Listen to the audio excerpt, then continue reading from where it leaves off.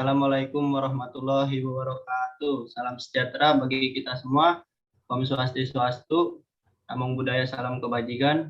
Baik, pada presentasi kali ini kelompok kami yaitu kelompok 3 akan menjelaskan tentang ukuran gejala pusat data dikelompokkan, yaitu berikut nama-nama kelompok.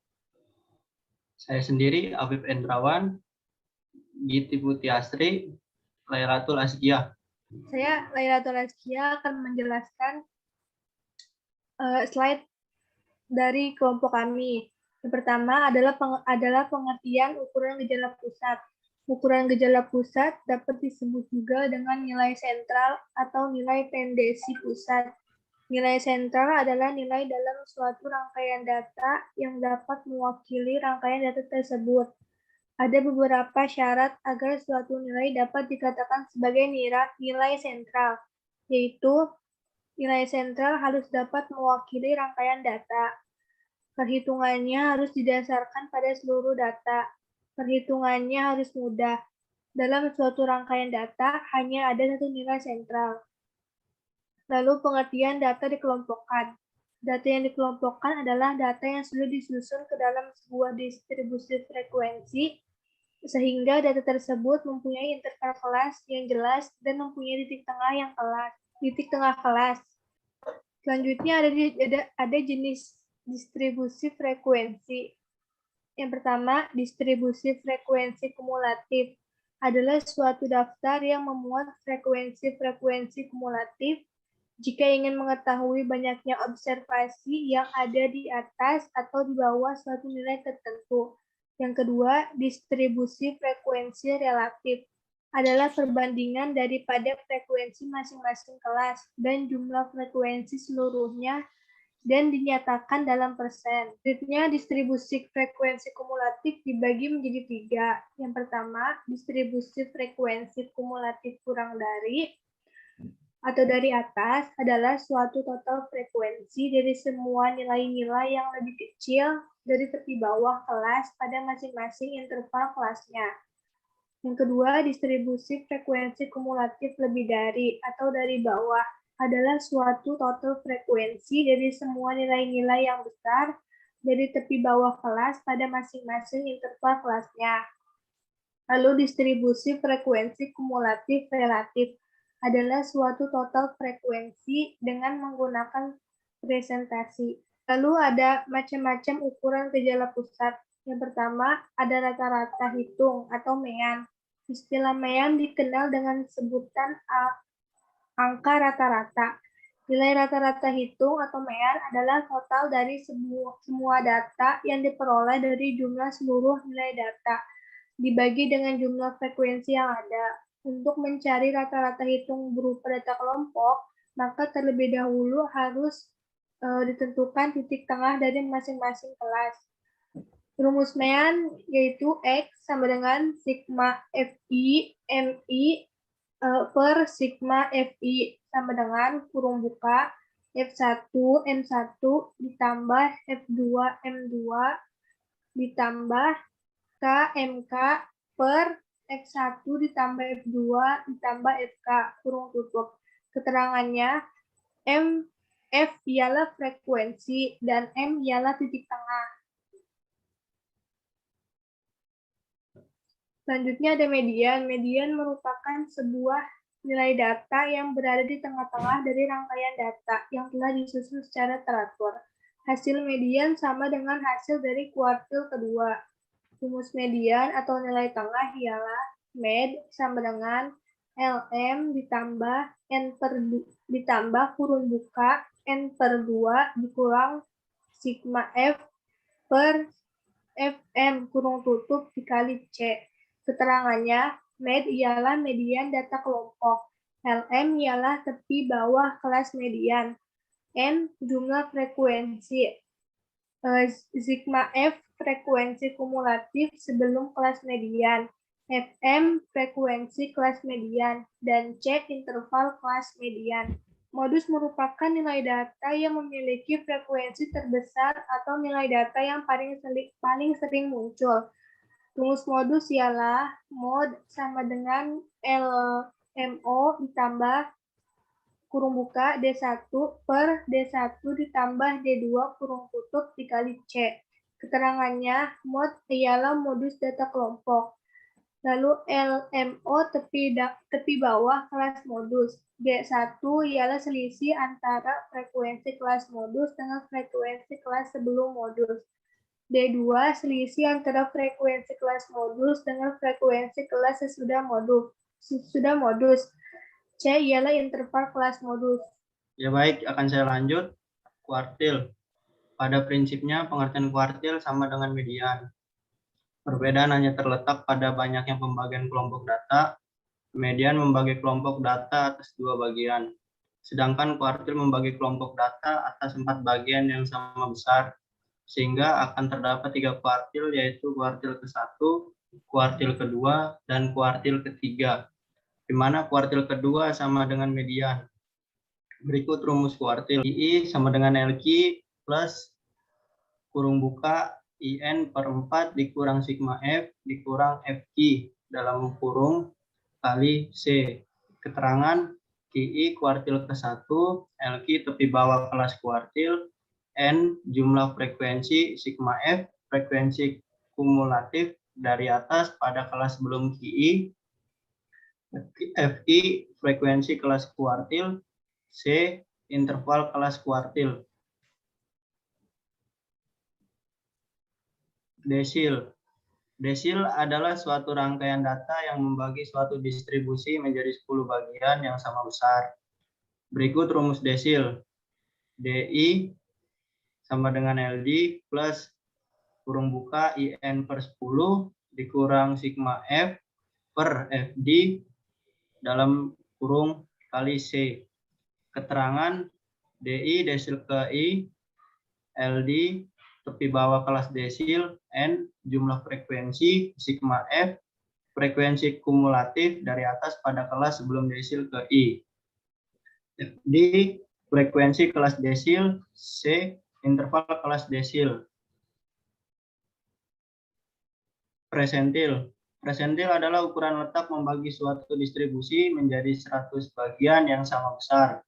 Rumus presentil PI sama dengan LP ditambah kurung buka IN per 100 dikurang sigma F per FP dalam kurung kali C. Keterangan PI presentil ke I, LP tepi bawah kelas presentil, N jumlah frekuensi, sigma F frekuensi kumulatif dari atas pada sebelum PI, FP frekuensi kelas presentil, C interval kelas presentil. Secara umum, kedudukan statistika memiliki beberapa manfaat, antara lain menyajikan data secara ringkas dan jelas sehingga lebih mudah dimengerti oleh para pengguna, menunjukkan tren atau tendensi perkembangan suatu masalah, melakukan penarikan kesimpulan secara ilmiah. Kedudukan ilmu statistika memiliki beberapa maksud, yaitu mengetahui cara menghitung ukuran gejala pusat data dikelompokkan, memberikan suatu informasi dalam pengolahan data, membantu mempermudah penyajian data, memacu mahasiswa untuk dapat memahami pengumpulan, pengolahan, serta penganalisaan data, penarikan kesimpulan, serta pembuatan keputusan, menambah wawasan dalam hal menganalisa sebuah data. Baik, kita akan menganalisa ukuran gejala pusat data dikelompokkan menggunakan mikroskop Excel dan SPSS. Baik, saya Giti Putri Asri akan menganalisa menggunakan Microsoft Excel dan SPSS. Kita di sini menggunakan data COVID-19 di Kabupaten Kota Bogor di berbagai kecamatannya. Di tahun 2021 sekarang. Kita mendapatkan 100 data. Ya. Dan di samping ini sudah ada data yang kita urutkan. Ada 100 data ya. Nah, sekarang kita akan menentukan range. Untuk menentukan range, kita kan nilai max-nya tadi 98. Dan nilai minnya 4. Nah, jadi 98 dikurangin 4 sama dengan R94.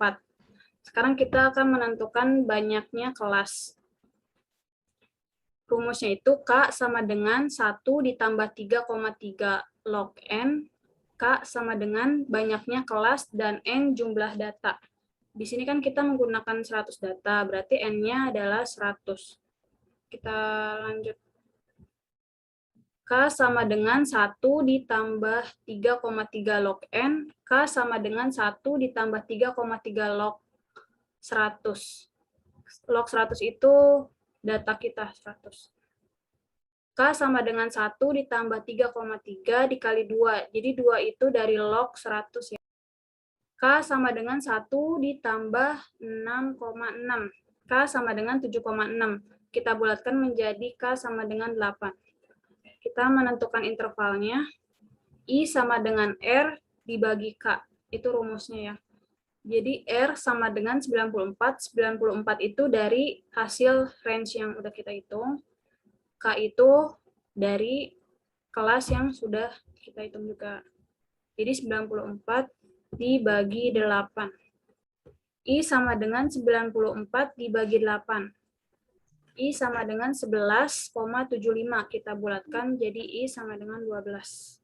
Kita akan lanjut untuk menentukan batas kelas. Di sini sudah ada interval, nilai tengah, dan frekuensi. Untuk mencari nilai intervalnya itu, kita dapat dari ini yang menentukan interval. Kita ada 12 ya. Kan 11,75. Dibulatkan menjadi 12. Ini ya, sudah kita urutkan dari jumlahnya ada 8 kelas ya. Untuk mencari nilai tengahnya, sama dengan 4 ditambah 15 dibagi 2. 9,5 ya. Ini juga sama. 16 ditambah 27 dibagi 2. Ya, 28 ditambah 39 dibagi 2.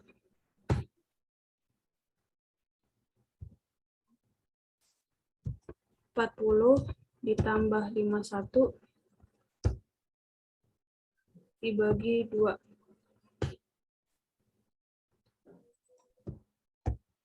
52 ditambah 63 dibagi 2. 64 ditambah 75 dibagi 2. 76 ditambah 87 dibagi 2.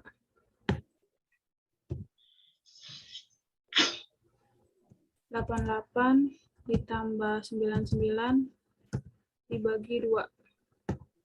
Itu kita menghitungnya manual ya. 4, kita lihat dari intervalnya 4 ke 15, kita hitung manual dari data yang sudah kita urutkan. 1, 2, 3, 4, 5, 6, 7, 8, 9, 10, 11, 12, 13, 14, 15, 16, 17, 18, 19, 20, 21, 22, 23, 24, 25, 26, 27, 28. Sampai 4 sampai 15 itu ada 28 frekuensinya. 16 ke 27 juga sama. 16 ke 27. 1, 2, 3, 4, 5, 6, 7, 8, 9, 10, 11, 12, 13, 14, 15, 16, 17, 18, 19, 20, 21. Ya, 21 kita lihat benar nggak benar kan? Ya, dan seterusnya. Totalnya ada 100 data. Selanjutnya kita akan mencari histogram menggunakan Microsoft Excel. Kita urutkan dulu data yang sudah kita urutkan, tapi urutkannya dari atas ke bawah seperti ini. Ini sudah saya copy dari data ini ya. Nah, dan ini batas atas kelasnya itu kita ambil dari ini, batas kelasnya. Kita ambilnya 15, 27, kita ambilnya batas atasnya aja. Batas bawahnya nggak usah diambil. Nah, langkahnya, yang pertama kita buka data. Lanjut kita buka data analis.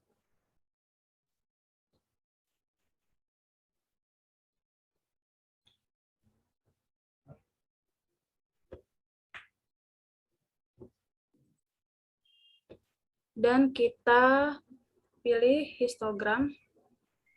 Kita klik OK. Lalu kita input range-nya. Input range-nya itu dari data yang sudah kita urutkan. Ini. Ya. Kita input range.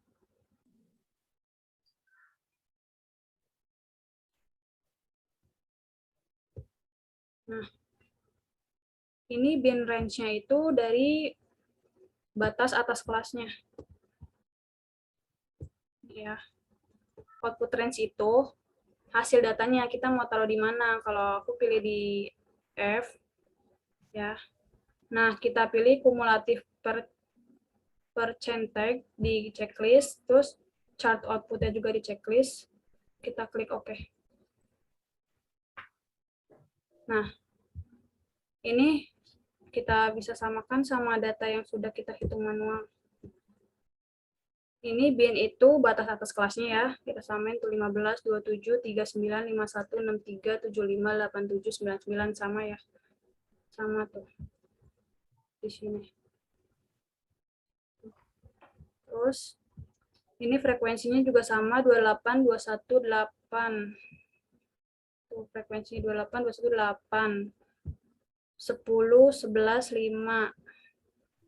10, 11, 5. 8, 9.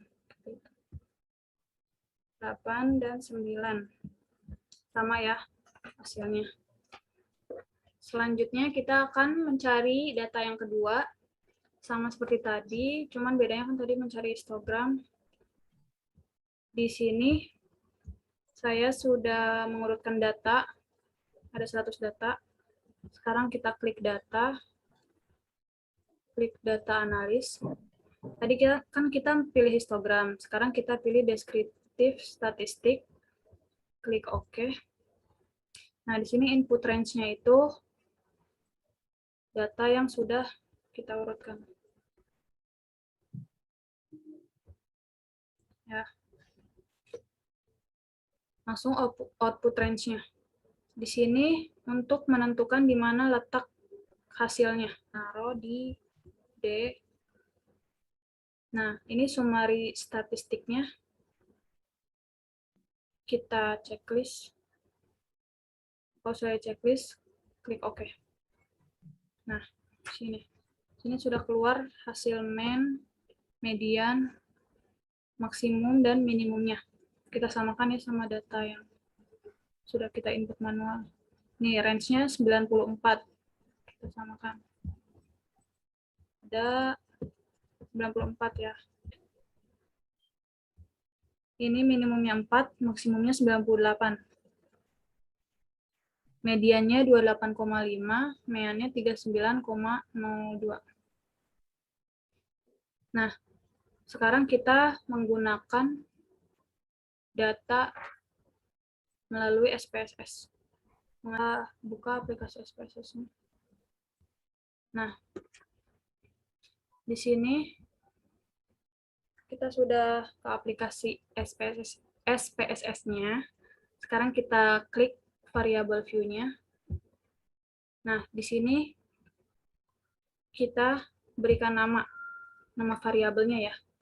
Di sini saya kasih nama pasien COVID-19. Di sini tipenya numerik, width-nya 8, desimalnya kita ubah menjadi 0. Sininya kita nggak usah ubah ya. Pas sudah gini, kita masuk ke data view, kita masukkan Kita masukkan data yang sudah terurut ya. Di sini kita sudah ada data terurut, ya ada 100 data. Dan kita di sini akan membuat variabel baru ya di samping pasien COVID ini. Kita klik transform. Kita klik record into different variable. Nah, pasien COVID-19-nya ini kita pindahkan ke kanan. Dan kita beri nilai X. Kita change. Kalau sudah, kita pencet Alt and New Values.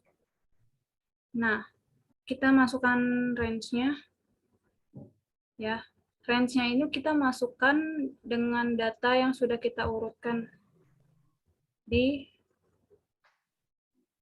distribusi frekuensi ini ya, yang batas kelasnya.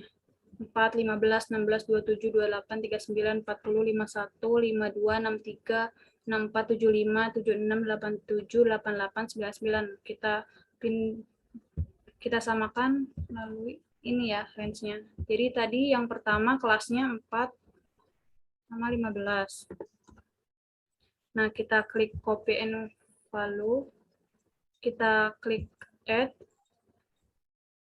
Kita lagi ya tadi apa? 16, 27, 16, 27, kita klik add, 28, 39, 28, 39, add, 40, 51, 40, 51, add,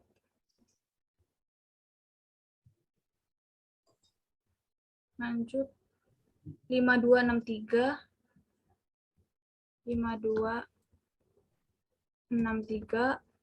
add 6475 add 7687 add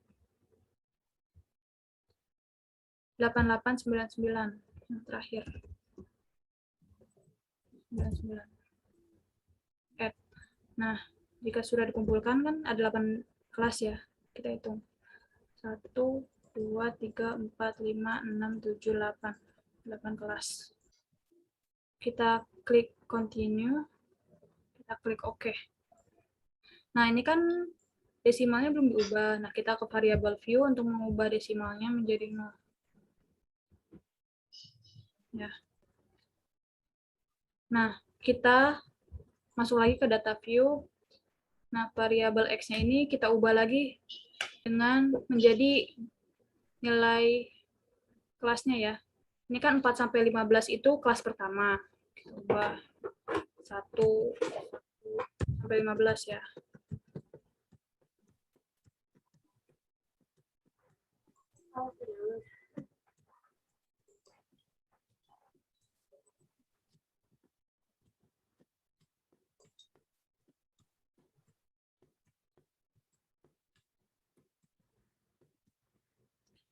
Nah, sisanya itu kelas 8.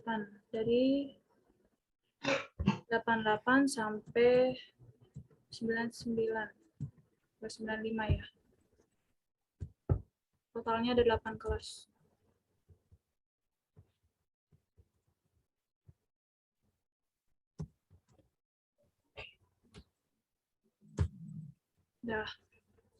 Nah, selanjutnya kita klik analis.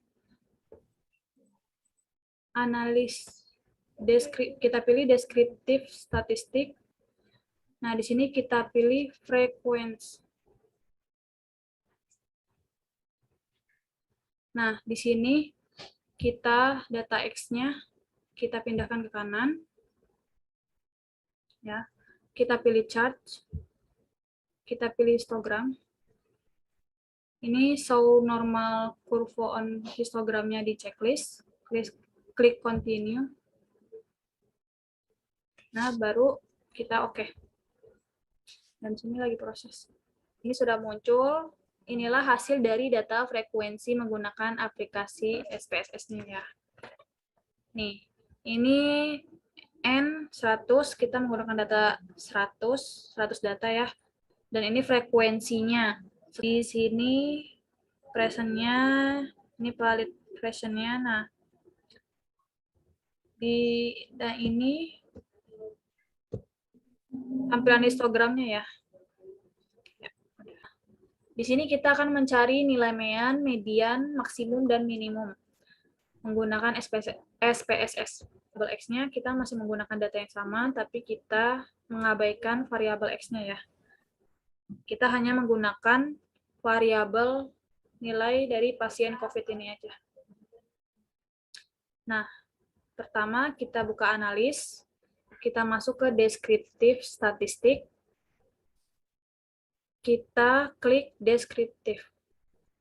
Tadi kan kita mengklik frekuensinya, sekarang kita mengklik deskriptifnya. Nah, di sini kita pindahkan pasien COVID-19-nya ke kanan.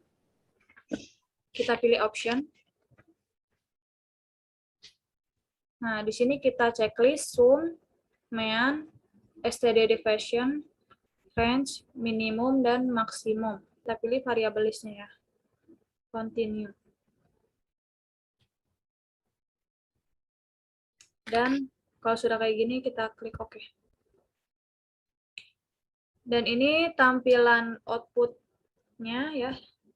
Itu deskriptif. Pasien COVID. Ada 100 data, range-nya itu 94, dari hasil perhitungan manualnya juga sama ya. Minimumnya kita ada 4, benar. Maksimumnya itu kita angka 98, sum-nya 3.902, mean-nya 39,02, STD deviation-nya 28,745. Kita samakan sama hasil tadi yang deskriptif. Tuh, benar kan maksimumnya kita 98, minimumnya 4, range-nya 94, benar ya? Nah, di sini kita akan mencari kuartil, desil, persentil menggunakan Excel. Di sini sudah ada 100 data yang sudah kita urutkan. Kita pakai rumusnya ya. Kita mencari kuartil dulu.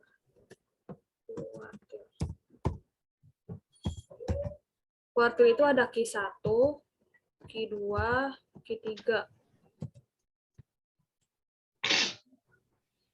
Rumusnya itu sama dengan kuartil kurung buka array. Array itu data yang sudah kita urutkan ya.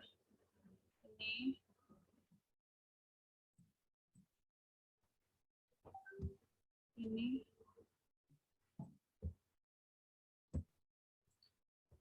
koma kuart. Kuart itu ini ya nilai kuartilnya. Kan kita Q1 berarti 1. Kurung tutup. Enter. Berarti Q1-nya 15. Dan kita cari Q2-nya sama kayak tadi. Bedanya di nilai datanya.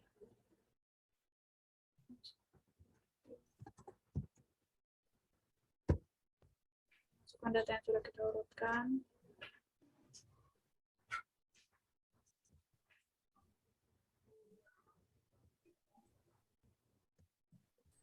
Koma, tadi kan 1 karena kuartil 1. Ini kuartil 2 jadi 2. Kuartil 2-nya 28,5. Kita cari kuartil 3. Sama dengan kuartil. Buka data yang sudah kita urutkan.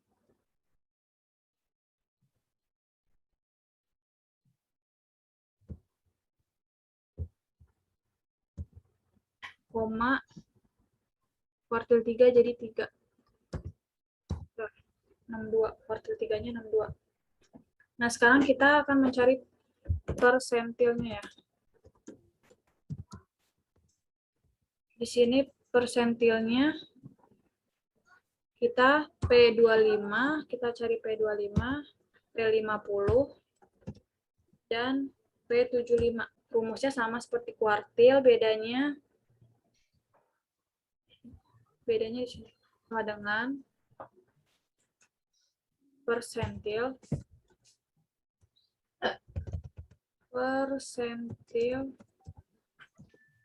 kurung buka data yang sudah kita urutkan,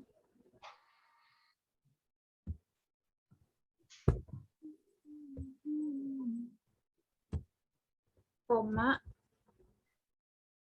karena persen 25 itu 0,25 kurung tutup, enter. Jadi P25 itu sama dengan 15. Sekarang kita cari P50 sama dengan persentil kurung buka data yang sudah kita urutkan,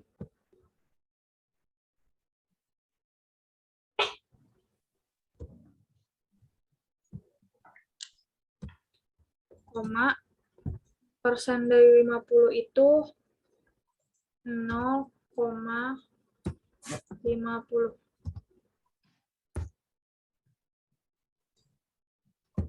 Bentar. Jadi P50 itu 28,5. Kita cari P75-nya sama dengan persentil kurung buka data yang sudah diurutkan,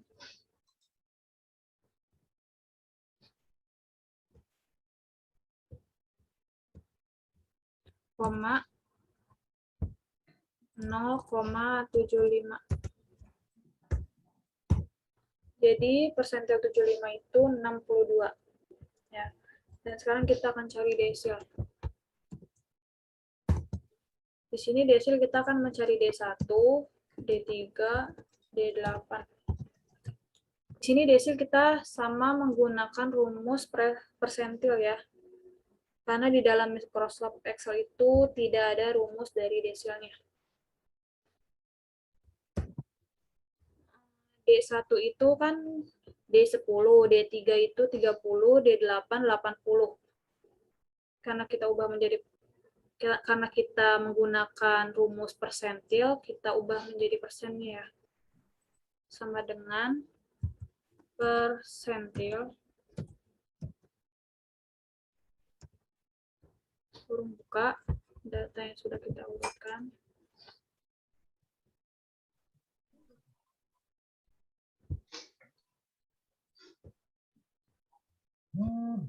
koma D1 itu 10 ya, berarti kalau di persennya jadi 0,10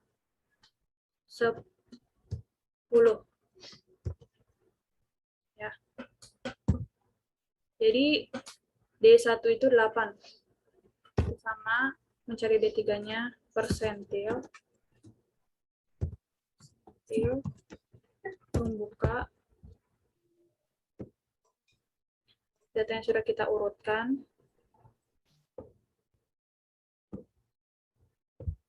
koma D30 itu kita persenin jadi 0,30. Jadi D3 itu 16, D8. Rumusnya persentil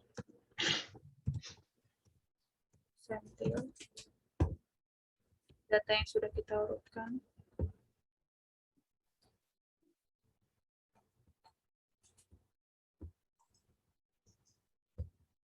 koma D8 itu diubah persennya jadi 0,80. D8 hasilnya 68,8. Nah, di sini kita akan mencari kuartil, desil, persentil menggunakan aplikasi SPSS. Yang pertama kita klik variabel view-nya dulu. Kita kita kasih nama. Namanya kita kasih skor ya. Tipenya tetap numerik. Bitnya 8, desimalnya kita ubah menjadi 0. Nah, di sininya measure-nya kita ganti scale ya. kita klik data view-nya. Nah, kita ambil data yang sudah kita urutkan tadi, yang status data itu. Kita copy aja. Nah, jika sudah, kita klik analis. Kita klik deskriptif statistik. Kita pilih frequency. Nah, di sini data skornya kita pindahkan ke kanan. Kita klik statistik. Nah, di sini kuartilnya kita checklist, checkpoint for-nya kita checklist, persentilnya kita checklist. Nah, sekarang kita akan memasukkan kuartil, desil, dan persentil. D1, tadi kan kita masukin D1, D3, sama D8. Nah, di sini kita masukin D1-nya itu 10, D2-nya itu D3-nya itu 30, D8-nya 80. Nah, terus kita akan mencari persentilnya. Persentil 25, ya kita cari, berarti persentil 25, 25 kita masukin. Persentil 75, persentil 50, kita masukin 50. Persentil 75, kita masukin 75. Ya, kita klik continue. Dan klik OK. Nah, kita lihat hasilnya ya. Ini. Di sini sudah ada hasil dari data yang sudah kita input tadi. Skornya N-nya 100, benar kita menggunakan 100 data. Di 10-nya ini D1, 20-nya ini D2, 30-nya ini D3, 80-nya ini D8. Ya. Jadi D1-nya itu hasilnya 8, D3 hasilnya 16, D8 hasilnya 69,60. Terus kita cari persentilnya tadi. Persentil 25, 15.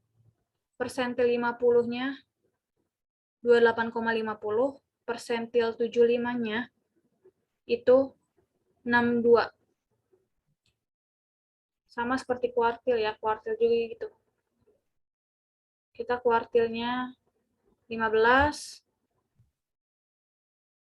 kuartil pertamanya 15, kuartil keduanya 28,50, kuartil ketiganya itu kita 62. Di sini skor, hasil skornya. Tuh ya. Ini data yang sudah diurutkan, ada 100 data validnya. Baik, kesimpulan akan dilanjutkan oleh Apip Endrawan. Baik, di sini kesimpulan, terdapat macam-macam ukuran gejala pusat antara lain adalah MEAN, median, modus, fraktil, kuartil, desil, dan persentil. MEAN adalah total dari semua data yang diperoleh dari jumlah seluruh nilai data dibagi dengan jumlah frekuensi yang ada. Median merupakan sebuah nilai data yang berada di tengah-tengah dari rangkaian data yang telah tersusun secara teratur.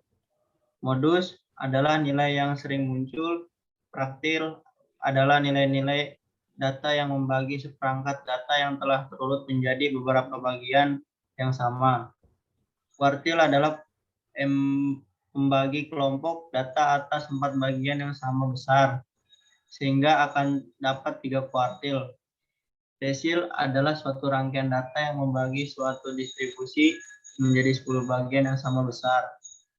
Dan persentil adalah ukuran letak yang membagi suatu distribusi menjadi 100 bagian yang sama besar. Ya, sekian dari kelompok kami, kelompok 3. Mohon maaf apabila ada kesalahan kata.